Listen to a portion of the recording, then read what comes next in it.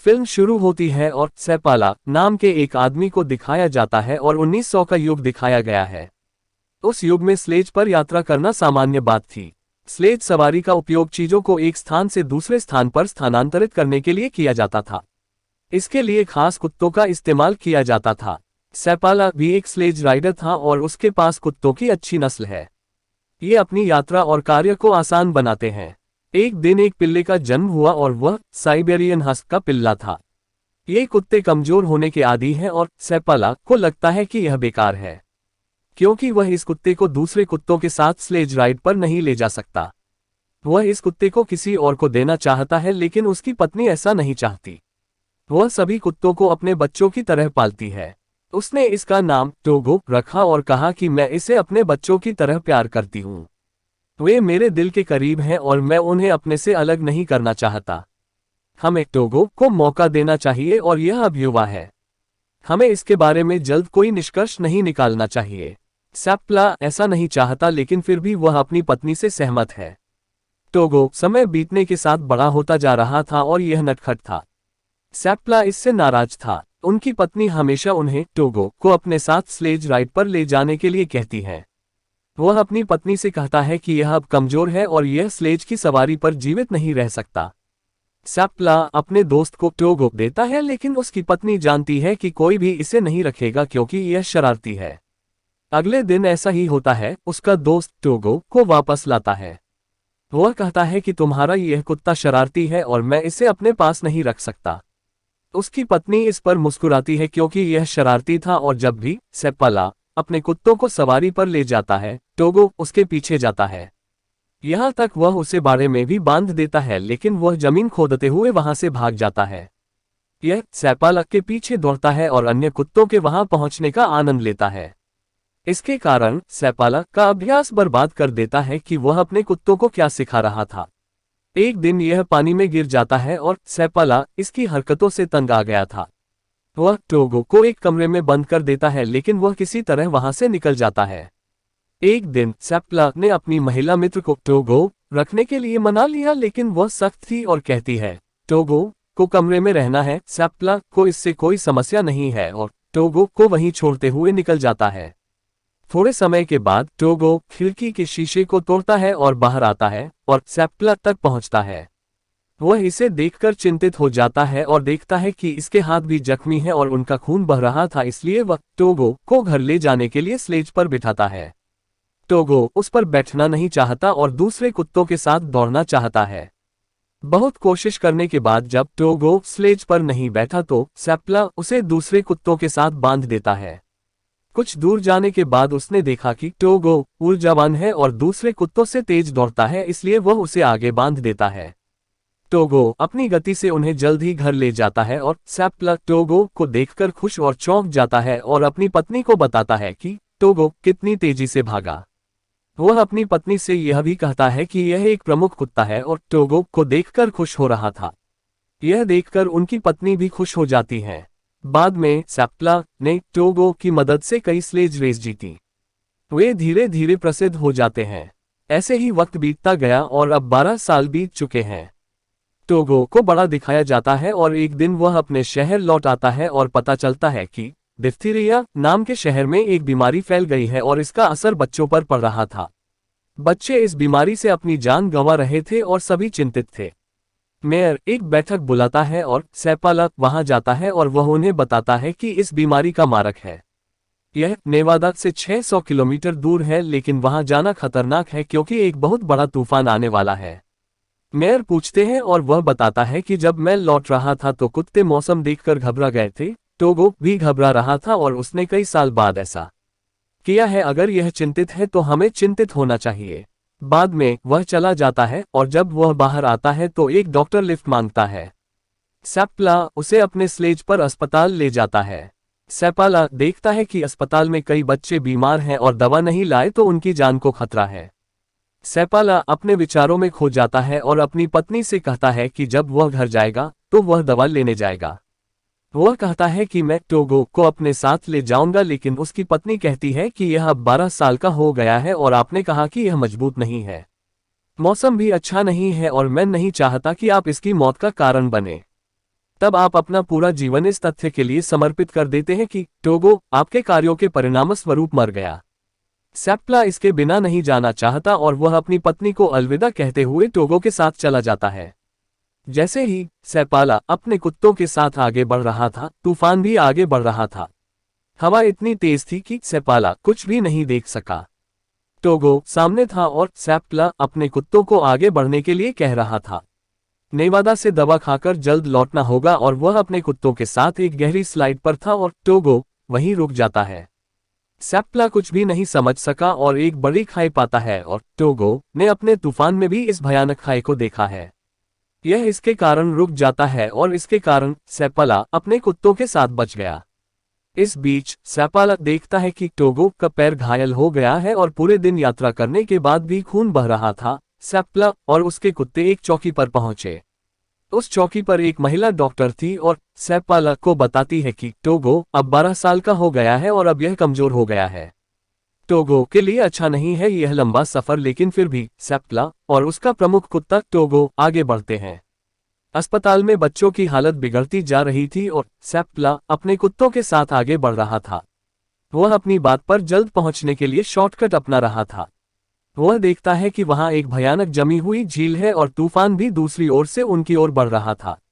सेप्ला डरता नहीं है और अपने कुत्तों को जमी हुई झील पर आगे बढ़ने के लिए कहता है जो उनके कदमों से चल रही थी।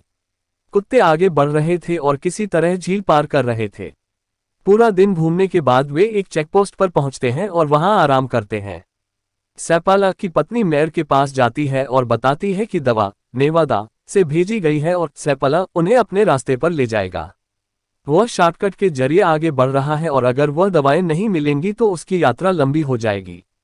पूरे दिन की यात्रा के बाद सेप्ला को एक चेकपोस्ट पर पहुंचते हुए दिखाया गया है। टोगो की स्थिति और भी खराब थी, लेकिन फिर भी वह आगे बढ़कर नेतृत्व करना चाहता है।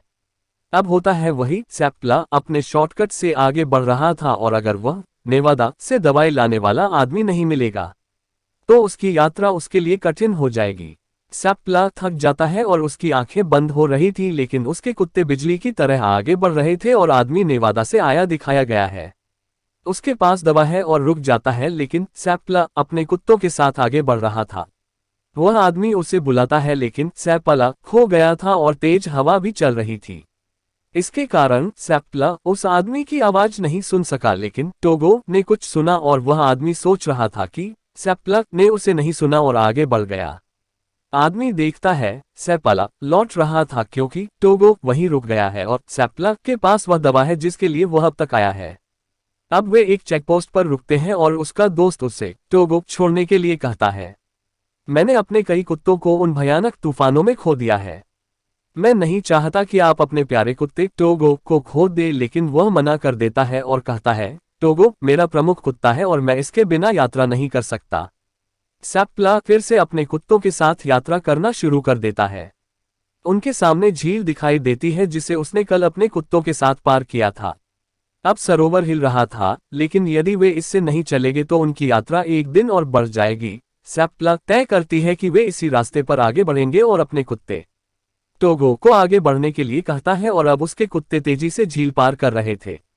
अब पानी भी सरोवर से निकल रहा था और वे उसमें डूब जाएंगे तो समाप्त हो जाएंगे। टोगो और दूसरे कुत्तों की रफ्तार के कारण वे किसी तरह किनारे पर पहुंच जाते हैं। जिस टुकड़े से वे आगे बढ़ेंगे वह टुकड़ा हिलता है और किनारे से अलग हो जाता है। सेप्ला टोगो को किनारे पर फेंक देता है और उस बर्फ के टुकड़े को खींचने के लिए कहता है। टोगो घायल हुआ, फिर भी उसने अपना बल लगाया। यह उन्हें किनारे तक ले जाता है और अब वे जमी हुई झील से बाहर आते हैं। वे फंस गए थे और सेप्ला चमत्कारिक ढंग से अपने कुत्तों को बचाता है और उन्हें एक चौकी तक पहुंचाता है।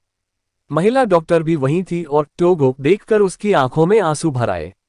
वह कहती है, सेप्ला आपका कुत्ता मर रहा है और उसकी हालत खराब है। वह सेप्ला को भी परेशान करती है क्योंकि वह भी टोगो से प्यार करता है। फिर एक रात बिताने के बाद जब वह अपनी यात्रा शुरू करता है तो वह टोगो को पीछे छोड़ देता है। यह बीमार था और यात्रा नहीं कर सकता था। फिर भी टोगो अपनी स्थिति पर खड़ा है और सेप्ला समझता है कि टोगो आराम नहीं करना चाहता। यह अपनी जगह पर खड़ा होना चाहता है। यह अपनी यात्रा समाप्त करना चाहता है। यह टोगो को सामने बांधता है और वे अपनी यात्रा शुरू करते हैं। कुछ घंटों के बाद तूफान इतना भयानक हो जाता है कि सेपाला को कुछ भी दिखाई नहीं देता। वह रास्ता नहीं देख सका और टोगो जाता है और कहता है कि मैं आगे नहीं देख सकता। अब आपको हमें रास्ता दिखाना है और हमें अगले पोस्ट पर ले जाना है। सेप्ला अपना चेहरा ढांक लेता है और टोगो उन्हें आगे ले जाता है। दूर चलते चलते टोगो थक जाता है और वहीं थक कर बैठ जाता है। सेप्ला इसके पास जाता है और कहता है कि आपको खड़ा होना होगा और हमें वह दवा लेनी होगी। हम यहीं समाप्त हो जाएंगे यदि हम अपनी मंजिल की ओर आगे नहीं बढ़ेंगे। टोगो उसका जवाब नहीं दे रहा था। सेप्ला खुश था कि वह टोगो की वजह से बच निकला, लेकिन यह उसे जवाब नहीं दे रहा था। तभी एक आदमी उसके पास लालटेन लेकर आता है, जिसका मतलब है कि टोगो ने यहाँ अपना काम कर दिया है। इसने सेप्ला को चेकपोस्ट तक पहुंचा दिया और वह यह देखकर खुश हो गया। टोगो की वजह से सभी बच गए। अब वे अंदर चले गए क्योंकि टोगो की हालत ठीक नहीं थी और चौकी पर पहुंचने के दौरान उस दवा को लेने के लिए सेप्ला की पत्नी द्वारा भेजा गया एक आदमी था, इसलिए वह शीघ्र ही उस स्थान पर लौटेगा जहां बच्चे बीमार हैं। वे रात्रि विश्राम करते हैं। सुबह दवाई लेते समय आदमी चलता है। थोड़े समय के बाद वह शहर नोम पहुंचता है जहां एक रिपोर्टर उसकी प्रतीक्षा कर रहा था। न्यूयॉर्क में जैसे ही ये खबर फैली कि एक शख्स दवा लाने के लिए लंबी यात्रा पर निकला है, रिपोर्टर सोच रहा था कि शायद वह आदमी अपनी टीम के साथ वापस आ गया है। अब रिपोर्टर सेप्ला को छोड़कर उस आदमी का नाम समाचार में छापता है। सेप्ला की पत्नी निराश थी और टोगो भी ठीक हो रहा था। अब वह अपने कुत्तों के साथ नोम पहुंचता है। बहुत से लोग वहां सेप्ला और उसके कुत्तों का शुक्रिया अदा करने आते हैं। बच्चे भी यहां आते हैं जो सेप्ला की वजह से ठीक हो गए। एक लड़की आती है और टोगो को देखते हुए पूछती है कि क्या यह मर रहा है। सेप्ला यह सुनकर अपने घर से निकल जाता है और उसकी पत्नी उसके पीछे पीछे चलती है। वह अपनी पत्नी टोगो से कहता है कि मेरी वजह से यह हालत हुई है। यह 12 साल का था और मुझे इसे अपने साथ नहीं ले जाना चाहिए था। उसकी पत्नी पूछती है कि क्या टोगो के अलावा कोई है जो ऐसा कर सकता है। सेप्ला चुप हो जाता है क्योंकि वह जानता है कि टोगो को छोड़कर कोई भी ऐसा नहीं कर सकता। अगली सुबह फिर से सेप्ला को अपने कुत्तों के साथ अभ्यास के लिए जाते हुए दिखाया गया है। यह देखकर टोगो भी दूसरे कुत्तों के साथ जाना चाहता है और घर में नहीं रहना चाहता। सेप्ला समझता है कि वह स्लेज खींचना नहीं चाहता, लेकिन सेप्ला के साथ समय बिताना चाहता है।